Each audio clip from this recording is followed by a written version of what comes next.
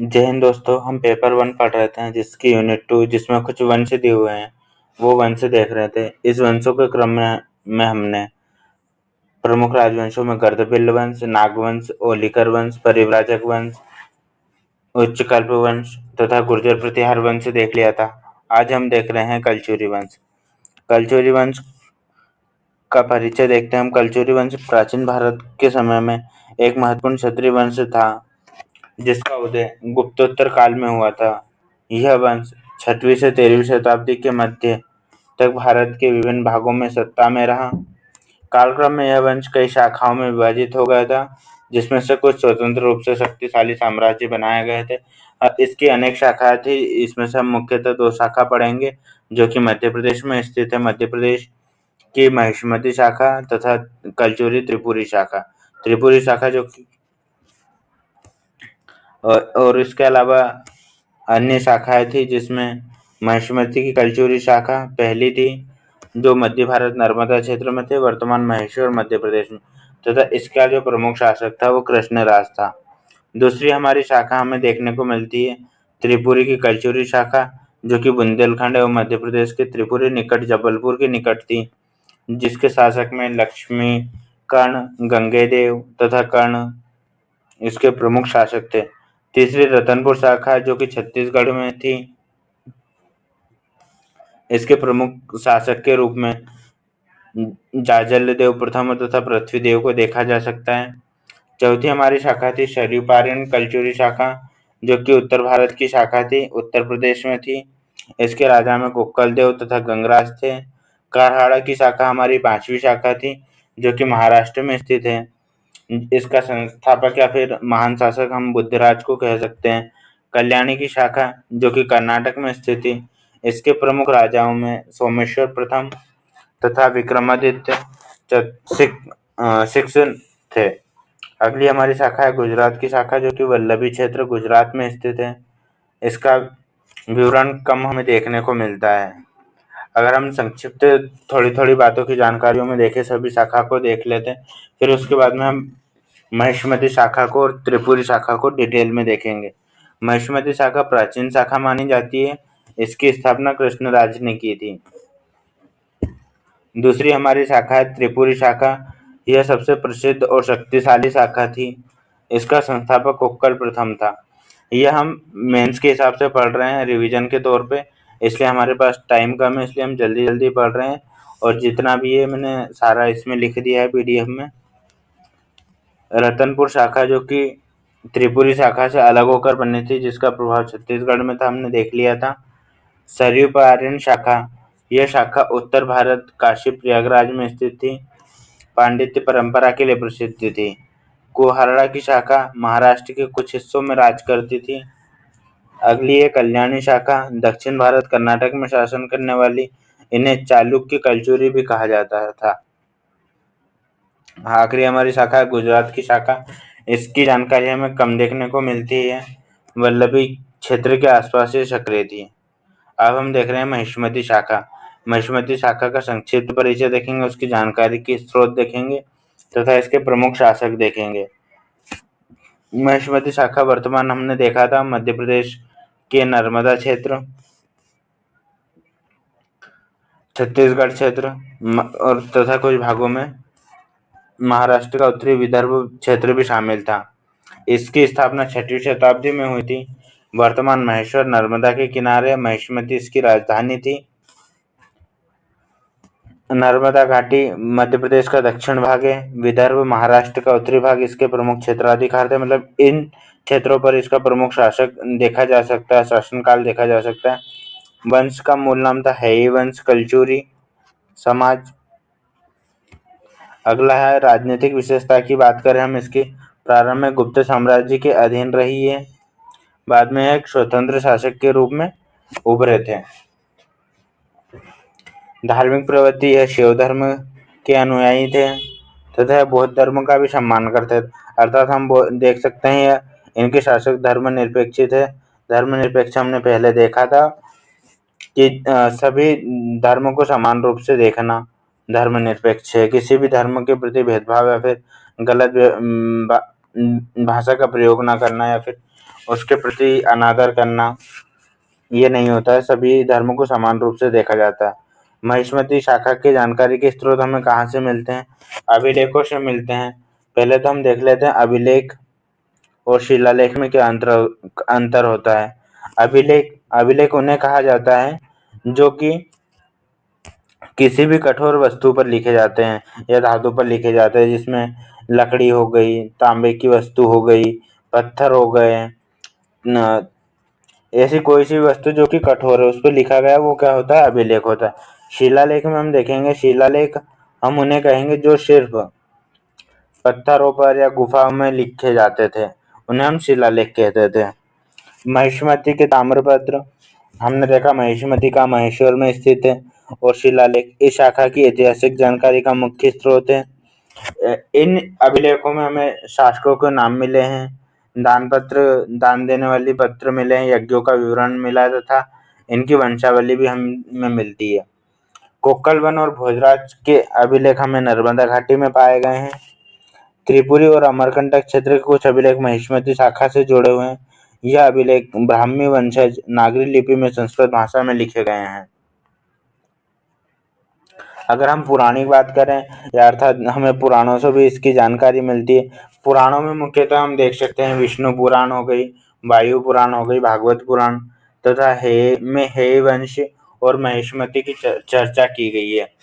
कीर्तिवीर अर्जुन, जो कि इस महेश्वर शाखा का एक शासक था, उसे पुरातन शासकों में महिष्मती से जोड़ा गया था। राजस्व यज्ञ तथा नर्मदा में इसके प्रभाव को स्पष्ट रूप से देखा जा सकता है। राजस्व यज्ञ की हमें जानकारी मिलती है। अगर हम साहित्य की बात करें तो संस्कृत काव्य के तथा जैसे रघुवंशम किसका, कालिदास की एक रचना है, में महिष्मती का वर्णन मिलता है। जो बाणभट्ट है, उनके हर्षचरित और परमारोह की साहित्यिक अभिलेखों में इनका जिक्र किया गया है, तथा कुछ राजशेखर की पुस्तक भी इन ग्रंथों के तत्कालीन प्रशासन, सांस्कृतिक और सामाजिक परिप्रेक्ष्य समझ आता है। अगर हम मूर्तिकला की बात करें और स्थापत्य की बात करें तो उनसे भी हमें महिष्मती शाखा की जानकारी मिलती है। महेश्वर और नर्मदा घाटी में के जो शिव मंदिर है, मठ और मूर्तियों से हमें इसकी जानकारी मिलती है। अब आप ये सोचेंगे इनसे कैसे जानकारी मिलती है, क्योंकि उनकी एक अपनी शैली रहती थी, उन शैली में ये मंदिर बने होते थे। सभी वंशों की अलग अलग शैली होती थी, या फिर कुछ वंश जो पिछली शैली थी उन्हीं को कॉपी करते, तो उन तथा थोड़ा बहुत चेंजेस होता था, उस कारण हमें इनकी जानकारी मिल जाती है।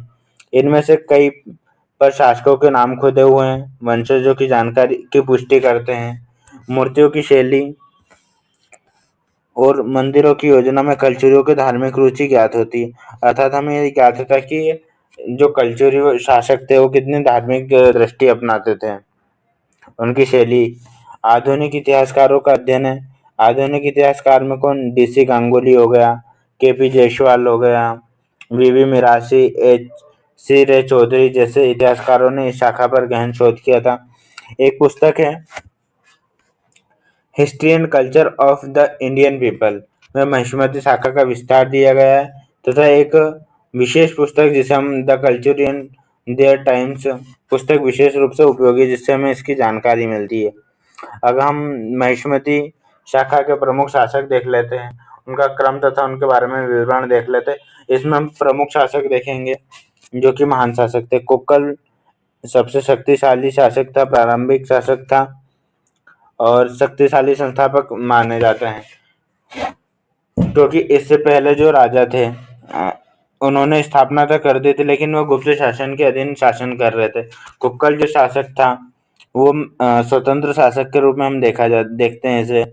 उन्होंने अपने साम्राज्य का विस्तार कर शत्रु राजाओं को पराजित करा और सैन्य शक्ति में वृद्धि की। उनकी सैन्य शक्ति का भी उल्लेख हमें देखने को मिलता है। धर्मपरायण थे, हम ऊपर देख ही चुके थे। ब्राह्मणों को इन्होंने भूमि दान दी। रतनपुर के शिलालेख में इनका उल्लेख मिलता है। अगला हमारा राजा है शंकरगण। कोक्कल प्रथम के उत्तराधिकारी थे, जिन्होंने चालुक्यों और राष्ट्रकूटों के साथ युद्ध किया था। कोक्कल प्रथम के उत्तराधिकारी थे, जो अभी हमने देखा था कोक्कल प्रथम अर्थात कोक्कल इनके पिता थे, जिन्होंने चालुक्य और राष्ट्रकूटों से युद्ध किया था। किसने? शंकरगढ़ ने। राज्य की सीमाएं इन्होंने मजबूत की थी। इन्होंने अपना विस्तार जो राज्यों की सीमाओं था उनका विस्तार किया था। धार्मिक गतिविधियों में भी रुचि ली, प्रशासन में सुधार किए। नर्मदा क्षेत्र में राजनीति में इनका प्रभाव रहा है। अगला राजा था भोजराज। राज्य को स्थिरता देने का काम करा, अर्थात उन्होंने जो शासन था अलग अलग भागों में या फिर टूट रहा था, कर रहा था, कभी कोई सा राजा हड़प लेता था, उसे स्थायित्व प्रदान किया, एक बाउंड्री टाइप में बनाई ताकि यह जो क्षेत्र रहेगा, ऐसी बाउंड्री बना दी उसमें यह क्षेत्र सिर्फ महिष्मती शाखा के अंतर्गत आएगा। विद्रोह जो चल रहे थे उनको दबाया था, व्यापार को प्रोत्साहित किया, धार्मिक सहिष्णुता और न्यायप्रिय के लिए जाने जाते हैं, मंदिरों का भी निर्माण कराया तथा यह कला एवं संस्कृति के संरक्षक रहे हैं। अगले राजा थे नरसिंह, जो कि वीर एवं धर्मनिष्ठ शासक थे। शिव मंदिरों का निर्माण करवाया था इन्होंने, प्रजा के कल्याण हेतु भूमि दान में दी थी तथा सार्वजनिक जो कार्य थे उनमें भाग लिया था। इनके समय में सांस्कृतिक गतिविधियां तीव्र हुई थी। न्यायप्रियता के लिए प्रसिद्ध थे। उन्होंने प्रशासन में सुधार किए थे। गणराज या गुणराज, जो कि अंतिम शासक के रूप में हम देख सकते हैं, अंतिम प्रमुख शासकों में से एक थे। इनके शासनकाल में राज्य की सीमाएं सिमटी, अर्थात राज्य का पतन होना चालू हो गया था, क्योंकि एक कमजोर शासक था। विदेशी के आक्रमण इस पे हुए थे तथा आंतरिक विद्रोह का भी इसे सामना करना पड़ा था। प्रशासन में भ्रष्टाचार की शिकायतें हो रही थी। इनके शासन को कमजोर माना जाता है। इनके बाद महिष्मती शाखा का पतन हो गया। महिष्मती शाखा के बाद में त्रिपुरी की कलचुरी शाखा का उदय हुआ। अब हम त्रिपुरी की कलचुरी शाखा देख लेते हैं, दूसरे नंबर की, जो कि हमारे इस क्षेत्र में स्थित थी, जबलपुर के आसपास। कलचुरी वंश की जानकारी के स्रोत हमें शिलालेख, ताला शिलालेख सबसे पहला तो, जो कि कोक्कल प्रथम की 18 विजय का उल्लेख है। पहला हम देखेंगे ताला शिलालेख जो कि छत्तीसगढ़ में स्थित है। ताला शिलालेख कहाँ पर स्थित है? छत्तीसगढ़ में स्थित है। अब हम इसे याद कैसे कर लेंगे? ताला, कोयल बोलती है तो हमें क्या लगता है? सब अच्छा लगता है, इसलिए हमें विजय पा ली थी। अब छत्तीसगढ़ में स्थित है, कितने विजय पर? 18 जो क्षेत्र थे उन पे विजय पा ली थी। 18 का हम डबल कर देंगे 36। अगर विजय पा ली थी तो हम सब जगह तो रह नहीं सकते, तो वहां ताला लगा दिया था। तो ताला शिलालेख छत्तीसगढ़ में स्थित है, कोक्कल प्रथम का है। और इसके अलावा रतनपुर, अमरकंटक, खरोद के लेख से हमें राजाओं ने जो दान दिए थे उनकी जानकारी मिलती है, उनके युद्ध की जानकारी मिलती है तथा धार्मिक जानकारी मिलती है। सिंहपुर ताम्रपत्र शासन विस्तार तथा उपाधियों की पुष्टि करता है। शासन का विस्तार कहाँ तक हुआ था तथा कौन कौन सी उपाधि राजाओं ने ली थी।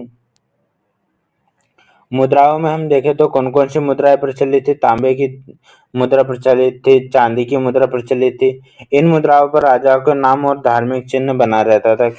हर मुद्रा पर जो राजा मुद्रा का निर्माण करवाता था उनका नाम तथा वो किस धर्म का अनुयायी था, वह जानकारी भी हमें इन मुद्राओं से मिलती है। प्रशासनिक पहचान व राज्य की सीमाओं का अनुमान लगाया जाता था। सांस्कृतिक व अर्थव्यवस्था की जानकारी मिलती है। अगर हम साहित्य ग्रंथ की बात करें तो प्रबोध चंद्रमय तथा काव्य मीमांसा जैसे ग्रंथों का परोक्ष उल्लेख है। यह जो रचना है वो राजशेखर द्वारा की गई थी। राजशेखर एक कवि थे, उनके काल में काव्य मीमांसा और प्रबोध चंद्रोदय रचना हुई थी। कुछ पुराणों में इसे हेय वंश से जोड़कर देखा जाता है।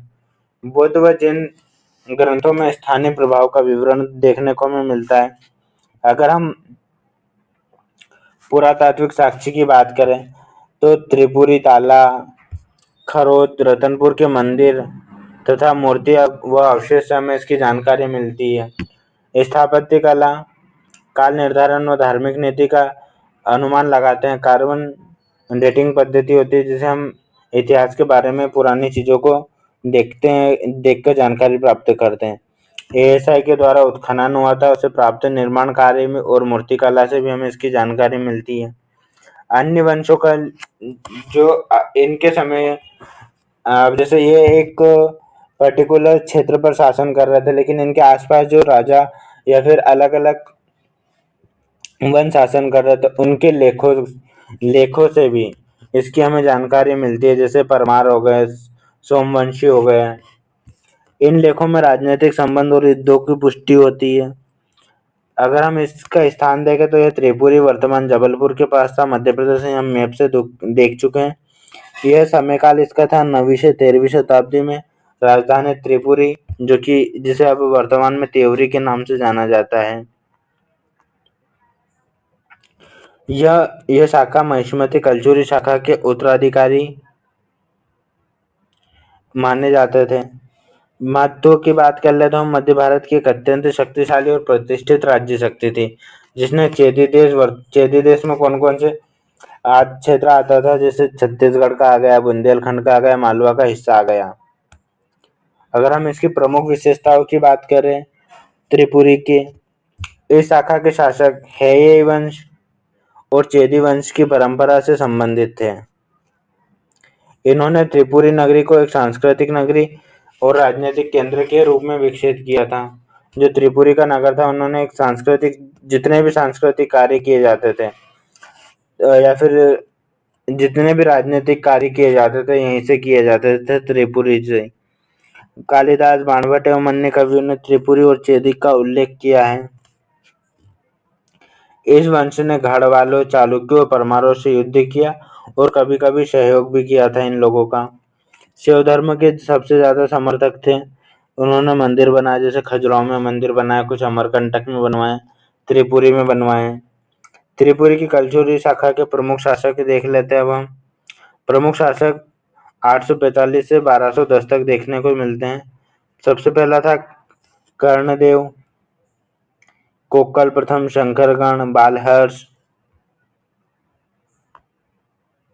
लक्ष्मणराज, कोक्कल सेकेंड, गुणवर्न, गांगेयदेव, लक्ष्मीकर्ण, गायकरण, नरसिंह और जयसिंह, विजयसिंह तथा नरसिंह देव सेकेंड। नरसिंह देव सेकेंड अंतिम शासक था, कमजोर शासक था। अब हम प्रमुख शासक देख लेते हैं कौन कौन से थे। इन्हें भी हम शॉर्ट में जल्दी जल्दी देख लेते हैं। कर्णदेव था, जो कि वंश का संस्थापक था। हेये परंपरा से संबंधित है। इसने त्रिपुरी को अपनी राजधानी बनाया था। प्रशासनिक आधार पर सैन्य और प्रशासनिक आधार में इन्होंने वृद्धि की थी तथा व्यवस्थित किया था। राज्य विस्तार की नींव कर्णदेव ने रखी थी। कोक्कल प्रथम जो था, कर्णदेव का पुत्र था। इसने भी अपना साम्राज्य का विस्तार किया। इसकी उपाधि देखो, महाराजाधिराज की इसने उपाधि धारण की थी। चालुक्य और परमार से इसने संघर्ष किए थे। यह शैव धर्म का संरक्षण था, ये संरक्षक था। इन्होंने शैव धर्म का संरक्षण किया था। फिर अगले हमारे राजा है युवराज देव प्रथम, 1915 से 1945। शांति प्रिय शासन, इनका जो शासन था शांति प्रिय शासन था, अर्थात इनके जो काल में थे विद्रोह वगैरह कम हुए थे, धार्मिक सहिष्णुता अपनाई थी, उन्होंने भूमि दान दी थी, प्रशासनिक स्थिरता। कोक्कल प्रथम के उत्तराधिकारी थे। अगर हम शंकरगण प्रथम की बात करें, अब देखिए यहाँ पे हमने जो शासकों का क्रम पढ़ा था उसमें युवराज देव प्रथम का नाम नहीं था, लेकिन कुछ राजा ऐसे थे जो कम शक्तिशाली थे और ज्यादा शक्तिशाली थे, तो ये नाम हमने लिखे हैं। लेकिन जो डिटेल में हम देख रहे हैं सभी शासकों को, जो कि खास खास शासक थे, जो कि प्रमुख शासक थे, उन्हें हम देख रहे हैं। अगला हमारा शासक, हमने युवराज देव देख लिया था। अगला था शासक था शंकरगण, जो कि दक्षिण कौशल प्रभाव था। दक्षिण के कौशल क्षेत्र पर इसका प्रभाव अधिक था। इसने सेना का सुदृढ़ीकरण करा था, सीमाओं की सुरक्षा की थी, विद्रोह को नियंत्रण में करा था और धार्मिक नीति अपनाई थी। बालहर्ष, इन्होंने सीमित विस्तार किया था, संतुलित शासन देखने को मिलता है, धार्मिक निर्माण किया था, शांति बनाए रखी थी तथा गुप्तचर जो था तंत्र मजबूत कर रहा था। अर्थात इनके गुप्तचर ज्यादा मजबूत थे, हर जगह फैले हुए थे। लक्ष्मण राज अगला उत्तराधिकारी था। स्थायित्व परक शासन किया था, मंदिरों को भूमि दान में दी थी, सीमाएं सुरक्षित करी थी। शिव परंपरा के उत्तराधिकारी या शिव परंपरा को ज्यादा मानते थे। यह प्रशासनिक आयोग का पुनर्गठन करा था, जिसे प्रशासन था, प्रशासनिक चीजों को फिर से लागू की थी। अगला हमारा राजा है कोक्कल देव सेकंड, जिसका कार्यकाल 1015 से 1020 तक है। यह गंगे देवता का पिता था। अल्पकालिक शासन किया था, आंतरिक स्थिरता, सीमित जानकारी मिलती है इसके बारे में भी हमें। धार्मिक नीति अपनाई थी इसने। गंगे देव एक शक्तिशाली शासक था। वाराणसी तक इसने विजय प्राप्त की थी। त्रिकाल दत्त की इसने उपाधि धारण की थी। गंगे देव ने किसकी उपाधि धारण की थी? त्रिकाल देव की उपाधि धारण की थी।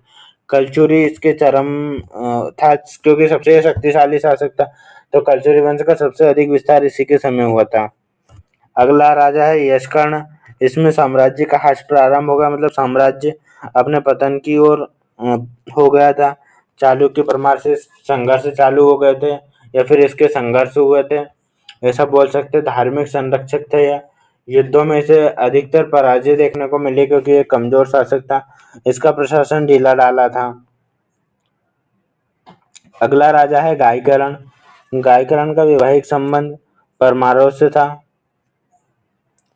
गोंड विद्रोह, इनके समय में गोंडों ने विद्रोह कर दिया था। धार्मिक कार्य इन्होंने किए थे। सीमित सैन्य सफलता तथा सत्ता कमजोर हुई थी।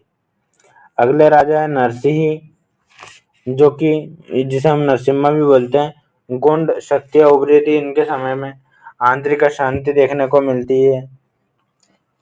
प्रशासन अस्थिर हो गया था। सीमाएं सिकुड़ गई थी। धर्म पर ध्यान घट गया था। जैसी सत्ता स्थिरता का प्रयास किया, इसने अच्छा खासा प्रयास किया था कि सत्ता को वापस से स्थिर बना दिया जाए। सीमाएं को इन्होंने फिर से सुरक्षित करने की कोशिश की थी। यह शिव और बौद्ध धर्म का संरक्षण था। धार्मिक योगदान दिया था तथा शांति काल रहा है। पुराने राजाओं के जैसे अभी जो पिछले 2-3 थे, नरसिंह, गायकवाड़, उनके उनके काल से थोड़ा सा शांति का काल रहा है। अगले राजा है विजय सिंह। सीमित सैन्य कार्यवाही की थी। गोंड का प्रभाव बढ़ा था। प्रशासन को जानकारी थी। धार्मिक आस्था बनी रही। आंतरिक नियंत्रण में बनाए रहा। अगले हमारे अंतिम राजा थे प्रभावशाली शासक, जो कि नरसिंह थे, सेकंड थे। इन्होंने गोंडों का उत्थान किया था। कलचुरी का इस समय पतन हो गया था, उसका विघटन हो गया था, तथा उत्तराधिकार समाप्त हो गया था। निष्कर्ष देख लेते हैं हम। शुरुआती शासक कोक्कल फर्स्ट से जो लक्ष्मी कर्ण तक थे, वो शक्तिशाली और विस्तार के सभी शक्तिशाली शासक थे। उन्होंने शक्ति और विस्तार की नीति अपनाई। मध्यकालीन शासक जिसे हम यशकर्ण से पृथ्वीपाल तक देखेंगे, तो वो साम्राज्य पतन की ओर हो गया था। पतनकालिक शासक में विजयपाल आदि आ जाएंगे, जो केवल नाममात्र की सत्ता और धार्मिक संरक्षण प्रयास किया था। तो इस वीडियो में हमने कलचुरी वंश की महिष्मती शाखा तथा त्रिपुरी शाखा देखी। इसके अतिरिक्त तो और भी शाखा है, तो वो हम थोड़ा थोड़ा करके देख लेंगे, ज्यादा डिटेल में नहीं देखेंगे। जैसे रतनपुर शाखा, सरयू पुराण, करहाड़ की शाखा, कल्याणी शाखा, गुजरात शाखा, और इसके बाद में हम देखेंगे इसके सामाजिक, राजनीतिक, आर्थिक इतिहास या आर्थिक स्थिति कैसी रही थी, इनके समय में स्थापत्य कला कैसी थी, कौन कौन से मंदिरों का निर्माण करवाया था। और इससे पहले मैंने बताया था, जैसा कि आपको हम मध्य प्रदेश के प्रमुख राजवंश पढ़ रहे हैं। ये इकाई 2 में दिया हुआ है। इकाई 2 में हमें प्रागैतिहासिक एवं आद्य ऐतिहासिक मध्य प्रदेश दिया हुआ है, जिसके अंतर्गत कुछ वंश, जैसे मध्य प्रदेश के प्रमुख राजवंशों में गर्दभिल वंश, नागवंश, ओलिकर वंश, परिव्राजक वंश, उच्चकल्प वंश, गुर्जर प्रतिहार वंश, और तथा इस वीडियो में हमने कलचुरी वंश देख लिया। अगर आप अपने कमेंट के माध्यम से बताइए कैसा लगा आपको वीडियो। अगर वीडियो अच्छा लगा हो तो like, comment, share and subscribe करें। जय हिंद, जय भारत।